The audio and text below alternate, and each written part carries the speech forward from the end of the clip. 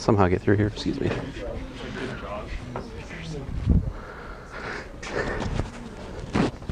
All right, everybody.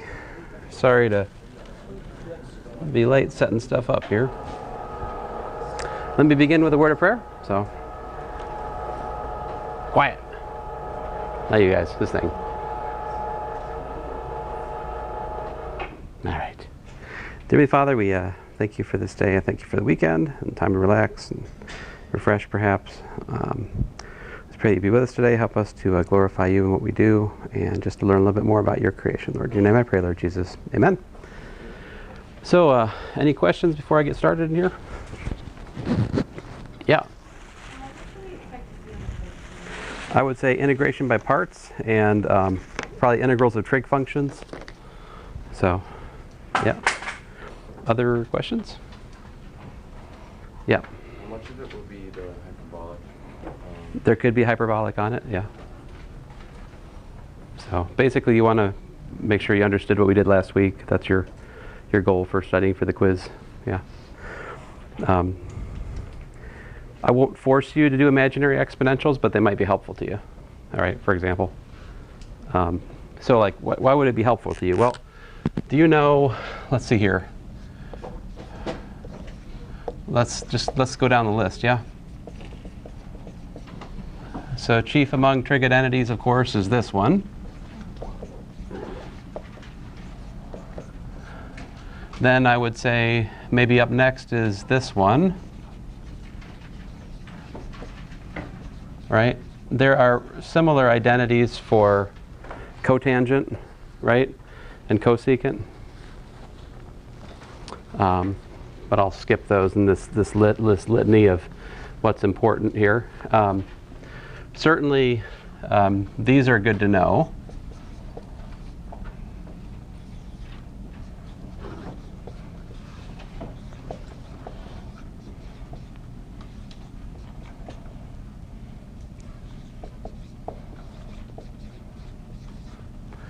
And this one.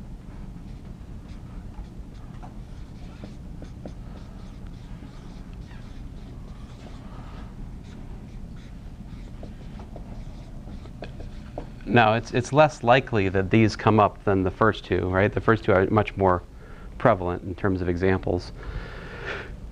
In fact, you might complain that my list is not really in order of importance, and you'd probably be justified in that because probably this one's more important than the two I just wrote in terms of your direct application for calculus 2. And then, of course, there's sine squared.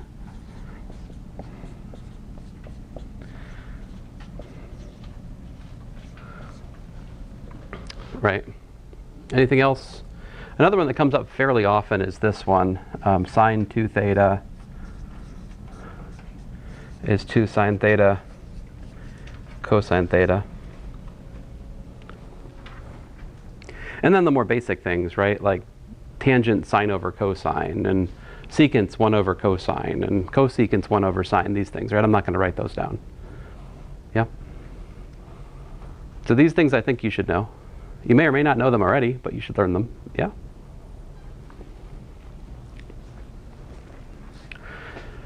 Now, there are deeper things which I don't really think you should. Well, I mean, if you memorized them, it would be good for you. But if you didn't, I wouldn't be surprised. All right? Like I have to derive these for myself when I need them. But there are identities involving, you know, sine and cosine. Let's see here. Let's try this one. So like sine of A, cosine of B. There's actually a product identity for that. Oh, thank you. Let's work it out. So I'm going to use the imaginary exponential idea. So it's like 1 over 2i, e to the ia minus e to the minus ia. And then I've got 1/2 e to the ib plus e to the minus ib. So what I'm doing there is I'm just putting sine and cosine in terms of their corresponding imaginary exponentials, yeah? And then I'm just multiply it out. So let's see here. I've got a 1/2 of 1 over 2i All right. And if you look at it, I've got a e to the I a plus b. All right. And I've also got a minus e to the minus I a plus b. So that's coming from this times this and this times that. All right, those are those terms so far. There are two other terms, right?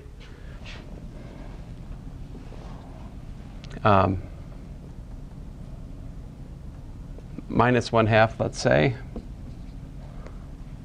1 over 2i. And now I'm going to do, let's see here. Oh, rather plus 2, my bad, plus 2/2, plus 1/2, plus 1/2. So the first times the last, yeah? So like this times this, right? What does that give me? That gives me e to the I a minus b. And then the other one gives me minus e to the minus I a minus b. So what I'm doing at the moment, guys, is I'm writing less and thinking more. I'm trying to think before I write, because I know where I'm going. I'm trying to rewrite sine times cosine as a sum of sines, actually. I know it's going to be sines because I've got a leftover 1 over 2i. So then I'm just going to absorb this, and this into a sine. Like, what is that? Well, that is literally sine of what? A plus b, right? So this right here is the sine of a plus b. And this right here is the sine of a minus b.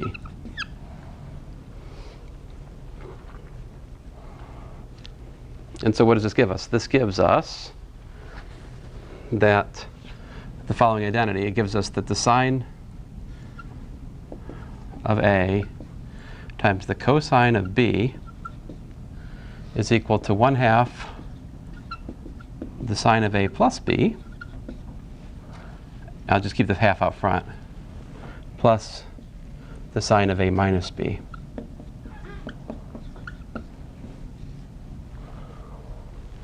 And this is the product identity for sine and cosine, right? For example, if you put a equals to b, what pops out of this? This guy over here, right? A equals to b equals to theta is exactly the last identity I wrote on the left board. Now, once you know this, right, you can differentiate this two different ways to get two other products. If you differentiate this with respect to a, what does it give you? It gives you cosine a, cosine b equals 1/2 what? Sine, excuse me, what's the derivative of sine? Cosine. What's the derivative of a plus b with respect to a?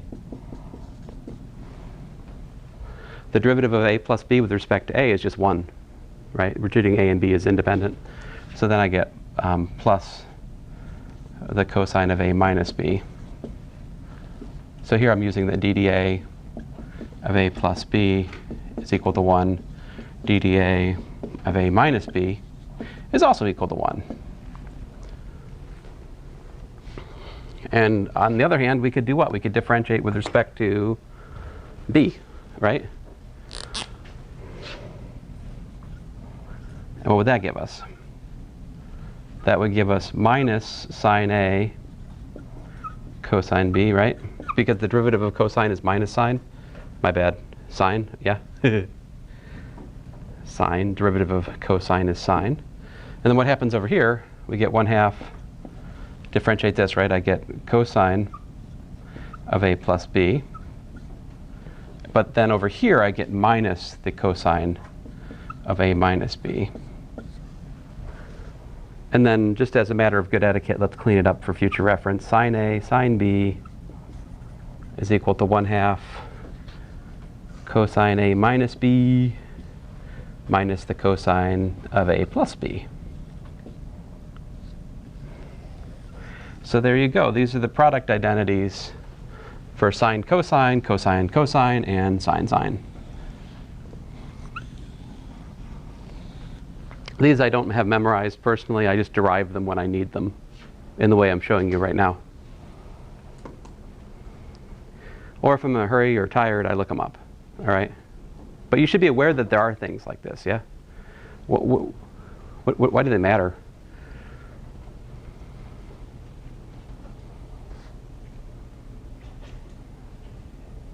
Well, one application of these identities is to like signal processing. All right, like let's see here if I can do it. Yeah, let's use the middle one. So we've got like so let me solve it for the sum of cosines. So you got like cosine of a plus b plus the cosine of a minus b, right? Equals twice cos A cos B, right?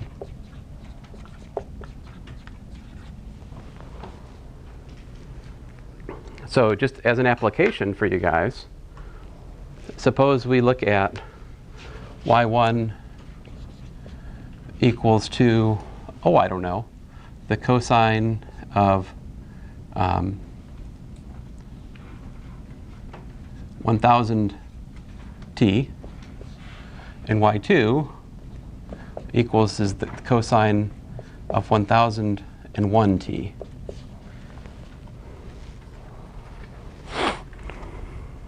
So these are kilohertz signals, right? The first one's like a kilohertz. The second one's 1.001 kilohertz. These are audible. If if I take a speaker and I vibrate it, you could hear this, right?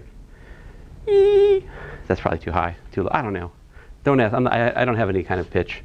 Let's see here. But if you add these, what happens?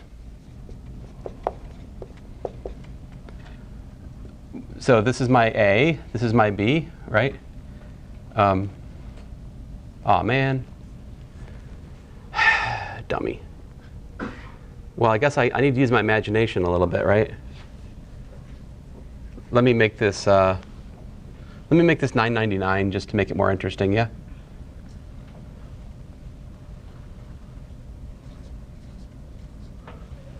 So let's think of like A equals to 1000 t and B equals to well, not 0, but just t, yeah?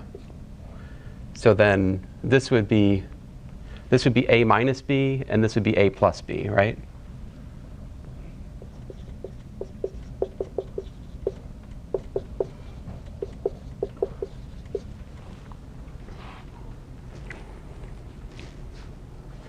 So what would happen? So this is what, if you have two signals and you hear them both, right? They add together, right? You hear the superposition of those signals, we call it. And when they add together, what happens is, well, trigonometry happens here. It gives us the cosine of A, cosine of B, which is what? Cosine of 1000 t times the cosine of t.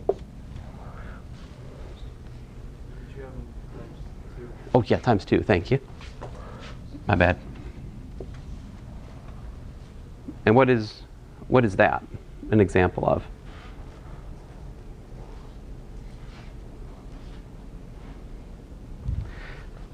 So if I was to graph this, sort of, it looks something like this. Yeah, here's my cosine.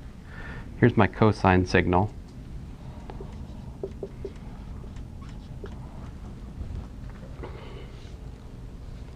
Actually, let me make that 2 cosine just to be lazier. And then what's happening inside that cosine? Actually, it could go either. I should really kind of make the envelope go either way. So you've got the 2 cosine, multiplied by this, what? Cosine of 1000 t. What does cosine of 1000 t do as time goes on here? Yeah, it wiggles much faster, right? Its frequency is 1,000 times per second, whereas the cosine is just 1 time per second, right? And so like the signal would look something like,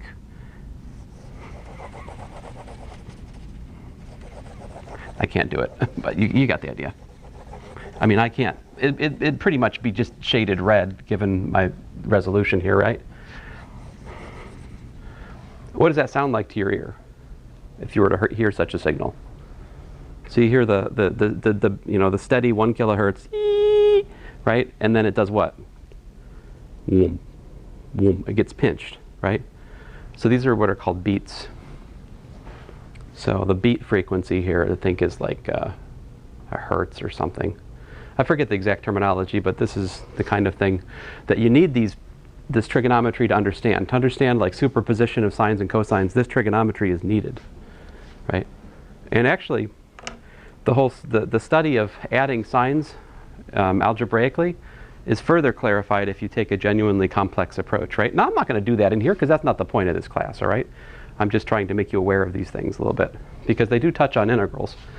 Like, for example,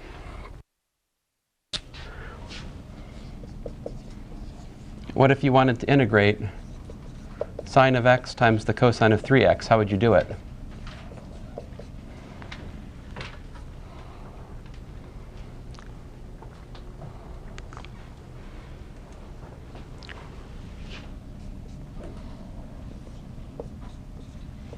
What is sine of 3x, cosine of 3x? So I think about, it's my first identity, right? I've got a equals to x. Oops. A equals to x. B equals to 3x. So I got what? Sine of 4x, yeah, plus the sine of what? Minus 3x, yeah? So I just use the identity there in the middle board that we derived first, yeah? I'll pull the minus out just for the sake of, I'll pull the half out. Sine is odd, right? So I pull the minus out. And then we do a u sub, yep. What is it? 3x? Isn't it 2x? Negative 2x? Yeah. Oh, yes, thank you. Yeah. Sorry, eventually I'll learn math. My bad.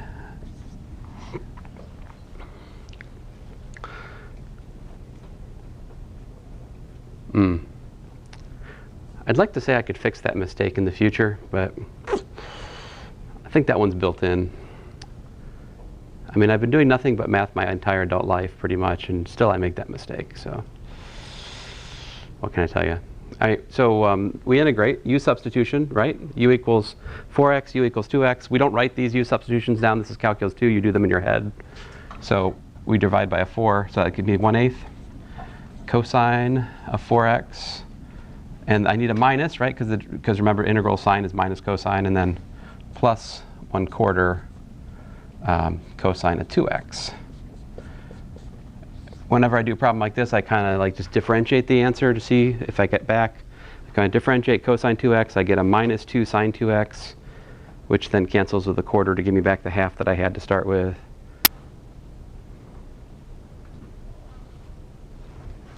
Yep. Yep. Could you not use integration by parts on that? No, integration by parts will waste your time here. I mean, you could. Possibly. I don't know. Would it work? I'm not sure. Like, I feel like, I mean, if I saw that on a test or something before you work that out, I'd like learn more about the other using it. Oh, well, yes. Before I showed you this trigonometry, this would be a very unfriendly thing to ask you. Like, very unfriendly. I mean, we can try integration by parts on it. I'm willing to. I mean, I'm not against it. I'll give it a go. Example 3. So let's try it. Sine of what was it? X cosine of 2x, was it? 3x. All right. So this would be my dv. This would be my u, because why not? So that gives me, I mean, right? That's what you want? Okay. So I get 1/3 sine x sine 3x minus the integral of v du, which in this case would be 1/3 sine 3x cosine x dx.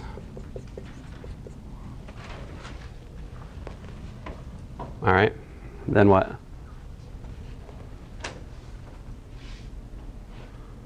Should the first term be negative? But the integral of cosine is sine. Otherwise, I hear you. I mean, we got to play it. Our only hope is looping, right? So you got to play a game so it loops back where it starts. I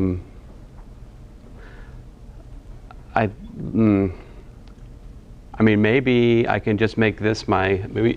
I'll try it. So suppose that's my dv2. Suppose this is my u2. We get 1/3 sine x sine 3x. Keep this minus out front, yeah? So u2 v2 sine. So I get 1/3 sine 3x sine x minus the integral of, what were we doing? v2 du2, yeah? So that would be sine x cosine of 3x dx.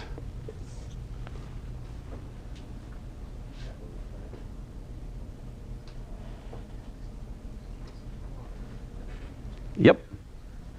So this gives us integral of sine x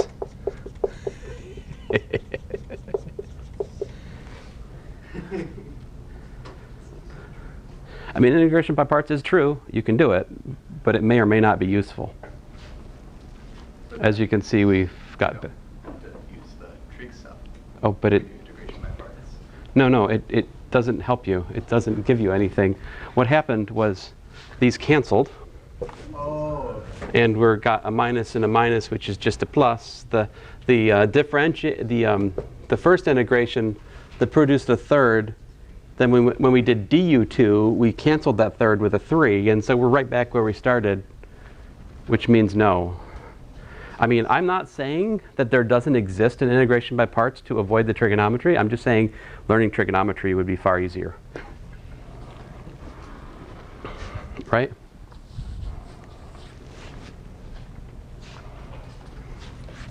Oops.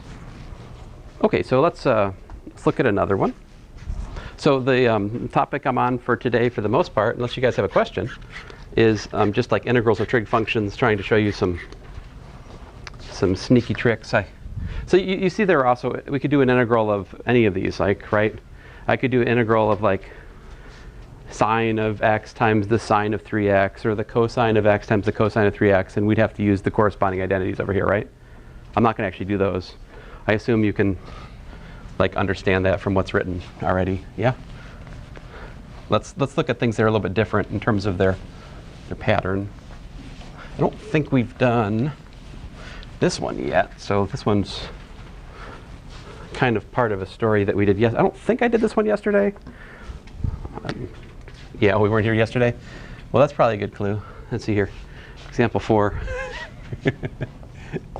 How about this? What if we're integrating tangent to the fourth? Theta d theta.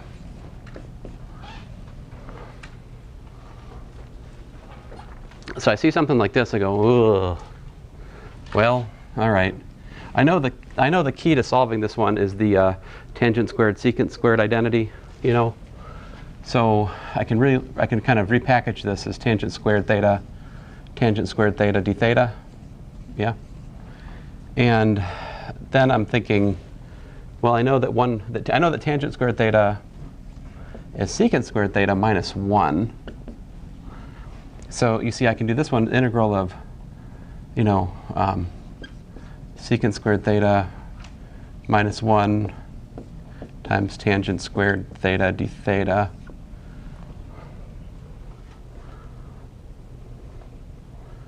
All right, so I'm gonna break those apart here. So what I have on the one hand is integral of tangent squared theta times secant squared theta d theta. That one's good to go. And then I have minus the integral of tangent squared theta d theta.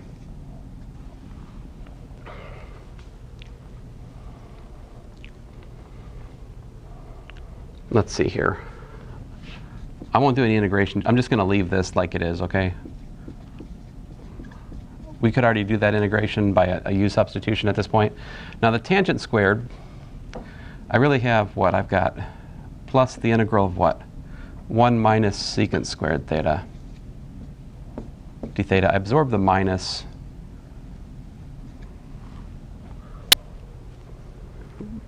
If you want, I could do it up here. Like, if I multiply this by minus 1, I've got minus tangent squared theta is 1 minus secant squared theta. That's what I'm thinking about, guys, when I go from this step to that step.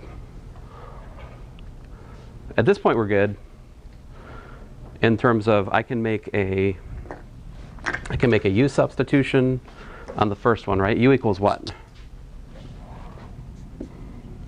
U equals tangent, right? So this is just u squared du. And over there, you just straight integrate that stuff, right? Because the 1 integrates to theta. What's the integral of secant squared? Tangent. If you don't know that, you need to fix that. Otherwise, it's going to hurt you. Let this not be a prophecy which is true in this class, please. I never enjoy the process of I told you so in here. Please do not let it be so. Learn the integral of secant squared is tangent, if you don't know it already. And so there we go. 1/3 u cubed plus theta minus tangent theta plus a constant. And then finishing move here, we've got u was tangent, so we've got 1/3 tangent cubed theta minus tangent theta plus theta plus a constant. You can organize those terms however you like, but there you go. That's the answer. So integrals of like even powers of secant or even powers of tangent, these are relatively harmless in this sense, right? I would argue they're easier than the ones I've done earlier today, right? Like, I personally, I think this is a nasty problem. Unless you're really grounded in your trigonometry, right? Okay. But I have showed you the tools that you need to remember this trigonometry, right? If you can just remember the imaginary exponential for sine and cosine, you can derive this identity in a pinch. It's not a big deal, really. It took me 5 minutes at the start of class to do it, but you could do it too. It's not like I know some secret deeper math. I'm just using like the distributive law and laws of exponents. It's not really that much, right? And you do have to remember what is sine and cosine in terms of imaginary exponential, right? But now, what's up next is not as easy in terms of, and this will require integration by parts. So let's see this one.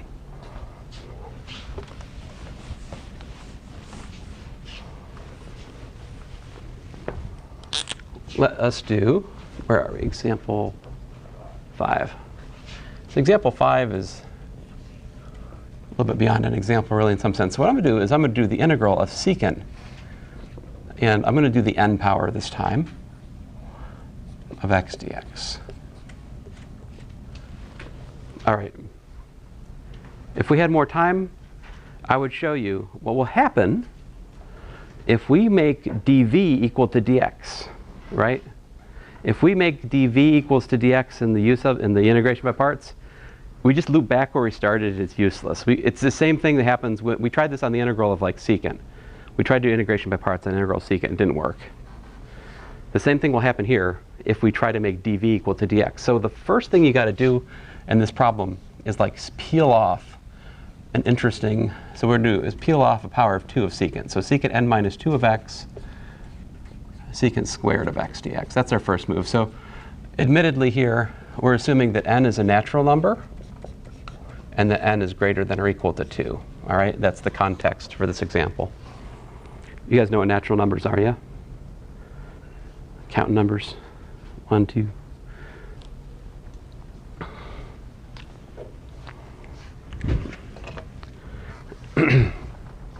See, with that small adjustment, now we can make an more interesting integration by parts. We can do, this is like dv, this is like u, right? And so what we're going to get is tangent x secant n minus 2 power of x minus the integral of, so let me write it out over to the side here. If u is equal to secant of x to the n minus 2 power, what's du? It's n minus 2 secant of x to the what power?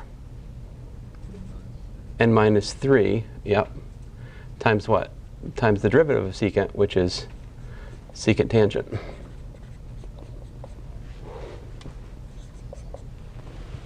So what happens here when we do VDU here is we get ourselves a, my v is tangent, right? And then I've got n minus 2 secant to the n minus 3 power times secant x times tangent of x dx. I just wrote it all out. Now if I was smarter, I would have done some thinking rather than some writing there, because some things combine, yeah? What do you get?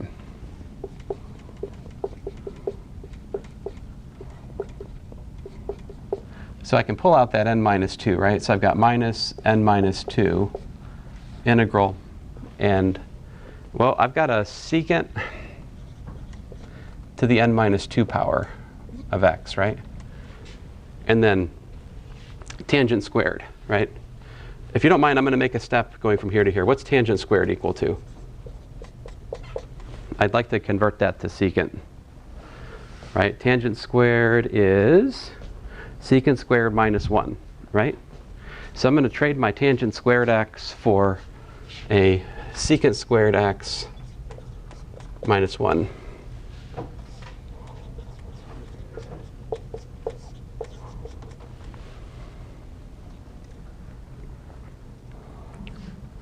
And then what?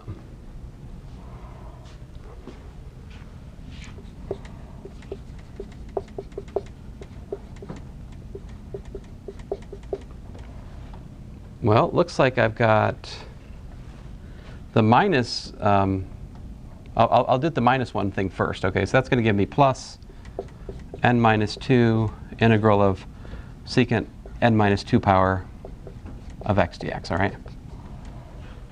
But then I've got minus parentheses n minus 2 integral of secant to the n of x dx. And unlike a previous attempt today at integration by parts, this one is fruitful. See, because we don't end up back where we started. Where do we end up? So if I call this mess right here Pac-Man, yeah? Then what I have is the following equation. I've got the integral I'm interested in is equal to Pac-Man minus n minus 2 times Pac-Man times the integral. So if I solve that for the integral, what do I get?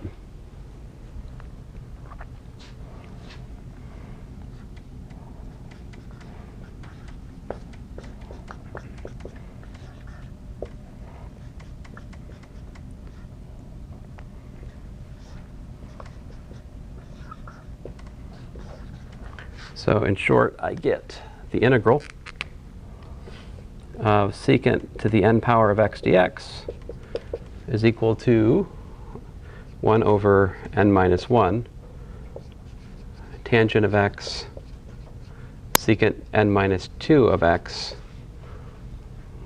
plus n minus 2 over n minus 1 integral of the secant of n minus 2 of x dx. So this, my friends, is the recursion formula for secant. So this is the iterative formula for integrating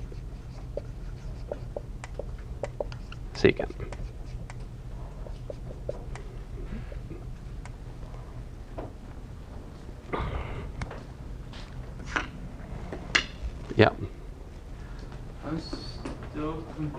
you put that secant to the n is the integral of that is equal to the integral of secant n minus 2 squared. This right here? At the very top. That. Well, because just... Is that a given, or is that just That's a creative step. So, I mean, it's a given that we can take a nth power and split it into like n minus 2 times the square. That's just, you know, like algebra. Oh, okay. But so you got rid of like 2 to the powers and you multiplied it to the side. right. Because like I said, but I haven't written on the board, but if you tried the integration by parts, just making u equal to secant to the n and dv equal to dx, it goes nowhere. I've tried it. It goes nowhere in the same way that the one that went nowhere for us earlier went nowhere. So if there was a number like secant to the 5th, you could unsecant. That's the same thing as saying secant to the secant cubed times secant squared. Yeah. So like to apply this thing, example 6, if we were going to integrate secant cubed, how would we do it? So there are 2 different ways to do it, right? The one is you don't have the iterative formula memorized, right? I don't suggest that you memorize this iterative formula either. I do suggest you understand its derivation, because you might need to do it again in the context of secant cubed on a test or something. Right? So it is important you understand that calculation for purpose of application. Yeah? But since we just did it, let's use it. Let's integrate secant cubed. How does it work out? N equals to what? N equals to 3. So what do we have? We've got 1 over 3 minus 1, which is 1/2, right? Tangent x. And so what's n minus 2 in this context? 1, right? Yeah. So we've got tangent of x, secant of x, and then what? Plus n minus 2 over n minus 1. What's that? That's 1 over 2, yeah? Integral of what? Secant x. Now, I do recommend that you memorize the integral of secant, just because it's a pain to keep working it out whenever it comes up.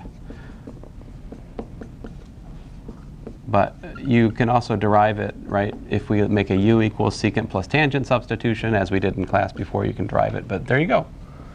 That is the integral of secant cubed. And now, of course, we could calculate the integral of, you know, secant to the whatever we wanted to, if we wanted to. Yeah. Like you could go up to secant to the 5th from this. Yeah. You might have missed like an algebra step. With the n minus 3 became an n minus 2. Yes. So what's happening there is I'm multiplying these 2 together to give that. And then these 2 guys right here are giving me this. So n minus 3 times the secant gives me an n minus 2 power. That's what's going on there. Okay. Good question. Other questions?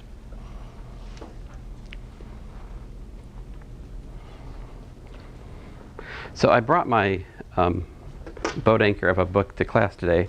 Do you guys have any questions about like any of the recommended homework that I have recommended? You'd like me to give you a hint on? We don't collect the recommended homework, but I do recommend you do some of it. Yeah.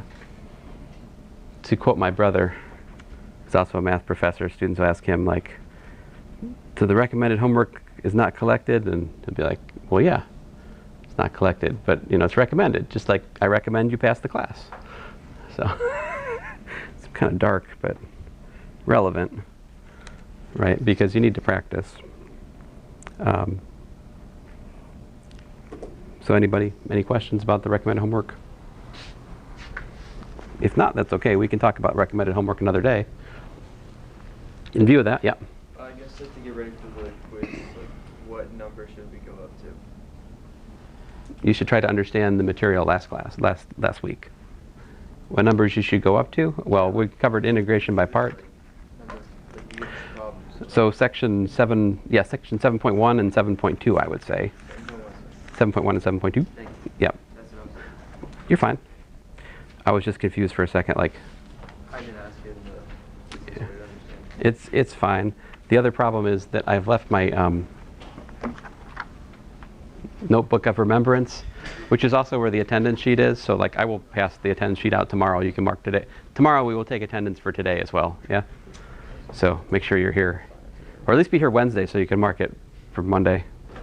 I don't know, but sorry, I have left my attendance sheet in my office where I was, trying to make a point of remembering everything, which is, I think I remembered to turn on the sound today, so that's a win. It's bouncing, right? Okay, good. Okay, so yes, tomorrow the quiz should cover integration by parts and some of these integrals of trig functions. Although I do not expect you to memorize these identities I derived today, right? So, yeah. What will the time frame for the quiz be as far as how many questions there are? It's probably going to be a half hour, I think, for tomorrow. Maybe 20 minutes. I haven't decided for sure yet. But oh, enough. So, I mean, 5 easy ones or 2 hard ones? I don't know.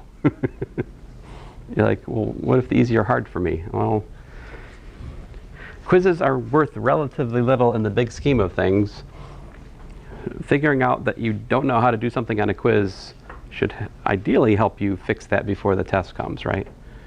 So that is the larger philosophy in here. Okay, so the next topic up on our list of things to do, right, is what's called trigonometric substitution, or I call it more generally implicit substitution.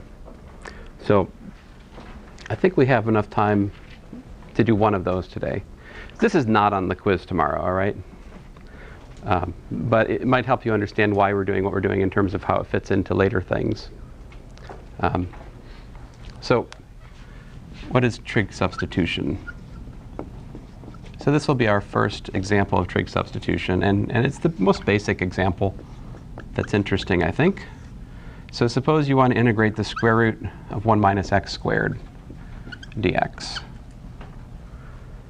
All right, so first of all, you can integrate by parts on this all day long, nothing good happens. You can use substitute all day long, nothing good happens. It's just another thing, all right? This is beyond our previously discussed techniques. But the answer is relatively simple. What you do is you let x equal to, let's say, sine of theta. Then dx is cosine theta d theta. And 1 minus x squared, well, that's 1 minus sine squared theta, which is otherwise known as cosine squared theta. So you see what we're facing here then is the integral of the square root of cosine squared theta times cosine theta d theta, which is actually just the integral of cosine squared theta d theta.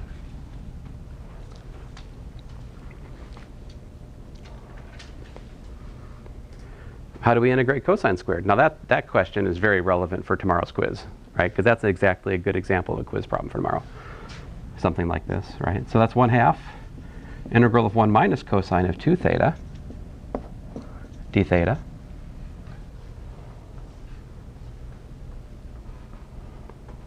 I just now remembered what I forgot to do today. Oh well.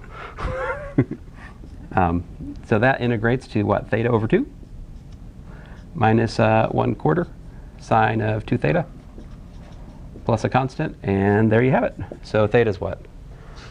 Theta is inverse sine of x. So we get ourselves 1/2 inverse sine of x minus 1/4 of the sine of 2 times the inverse sine of x plus a constant. And there you go. We integrated that thing.